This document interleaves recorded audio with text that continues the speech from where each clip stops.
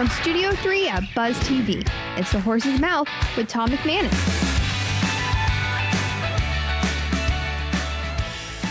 All right, time for the Horse's Mouth here at Tommy Max, of course, at my bar, where you get to have a seat and tell your story each and every week. Brought to you by our good friends at the Heritage Capital Group and Client Focused Media. We're going to talk a little tech this time around. Also going to talk a little cancer awareness. Coach Campo is back. We got a great segment lined up for you right now. Let's welcome in the panel. Kathy Schofield is here from Northeast Florida Regional STEM 2 Hub. How are you, Kathy? Welcome. Thank you. I'm doing great today. Glad to be here. That's great to have you here. Tell us about the STEM 2 Hub you're working on. So the STEM 2 Hub is a nonprofit started by the business community here in Jacksonville. Cool. And the big idea was, what if we could make sure that every single child had access to STEM education, including robotics, coding, flying drones, AI. Yes, AI. And that they understood cybersecurity. Yeah,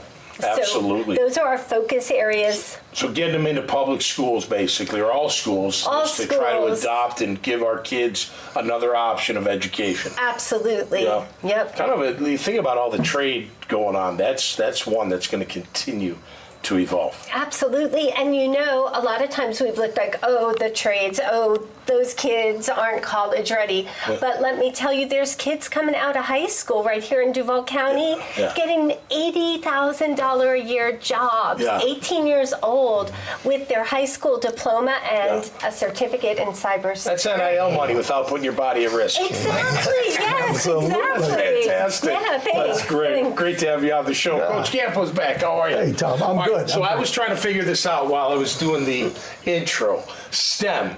Do you know what it stands for? Each letter? No. Science? Yep. Technology. Engineering. Engineering and math. Ah, there you go. All right. Here in See, Jax, Coach? STEM 2, we have medical, because we're such a destination medical community with some of the finest hospital systems. Yeah, and you were saying more and more athletic teams are using STEM for their analytics and data and all types of stuff. Yeah, this is great to learn, because the only STEM to me was when you stem a receiver when he's going to break. That's right. That is a football term.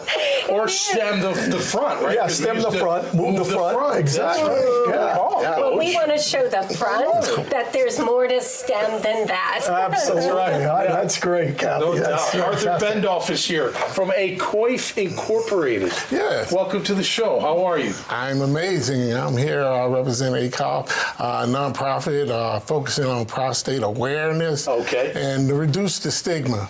Yeah. Most people don't know prostate cancer is the second leading cancer in men. 1 in 8 men would get it. Wow. 1 in 5 black men, 1 in 5 veteran. Really? And it has a stigma, and it's the silent killer. Yeah. Basically, a lot of men don't go to the doctor. No, you're right. You don't need it. Don't need it. Yeah. But formats like this, you have some meaningful conversations at bars. And you may be able to plant the seed where you can actually get them to go to the doctor. Yeah. And if you catch this early, it's curable. All right, Arthur, you're a prostate cancer survivor. Yes. Give me some, man. Give me some. Thank you. Tell us about your journey. When did you find out? Were you late to going to the doctor, or did you always go to the doctor? How did they find it? Tell us the steps. I went into the doctor for a regular checkup. The doctor told me it was cool, and he said, I got my blood work at prostate, PSA, prostate specific antigen. It's just a little high. He asked me, do you want to go to the urologist? I said, sure. Went to the urologist. Long story short, was diagnosed basically off a regular annual physical. And I went, and I was blessed to be here in Jacksonville, Florida. Yes, sir. There are only 39 proton centers in the world. Wow. 2 in Jacksonville, and I went to UF, and I was diagnosed November 2021, and I finished my treatment April 2022. So you caught it early enough, right? Yeah, early enough. Okay. And when I started, my PSA was 5.7. Yep. I went Tuesday to get my 2-year checkup, and it was down to 0.14. All right, good. The goal was 1.0. All right, so how often should men get checked? Once a year, twice a year? Once a year if it comes back normal. Okay. If it comes back normal, it's not a big deal. But the problem is most men don't know and don't go to doctors. When you go to doctors, it's a regular blood test. Right. That's when they're checking your cholesterol. Just say, can you check my PSA? Yep. That's right. Yeah. Yep. Start with that. Yeah. And you should at least get your blood work done. Yeah. Right? I mean, you might not want to go to the doctor. And I can remember having a prostate exam. I'll never forget the doctor going, I don't want to do this any more than you want me to do. I'm like, all right, just get it over with, you know? But you do, because you've got to find out. Yeah, the blood test is a lot less invasive. Let me put it that way. But, thanks for that, Coach. Now, you guys are dealing with medical too, right? Yes, absolutely. Is that what M squared means? Yes, Okay. math and medicine. Okay, and what are you guys doing in medicine? So in medicine, we have some wonderful relationships with Baptist Wilson's Children's Hospital. Okay. And we're looking at what do they need in the workforce. Interestingly, there's incredible technology in the hospital. A drop of blood, like you were saying, can diagnose things that are hidden diseases, especially in children, that you might not be able to identify. Right. But the problem is there's not enough people who can code that machine. There's not enough people who know how to keep it safe. That's a great program. Security. Yes, exactly.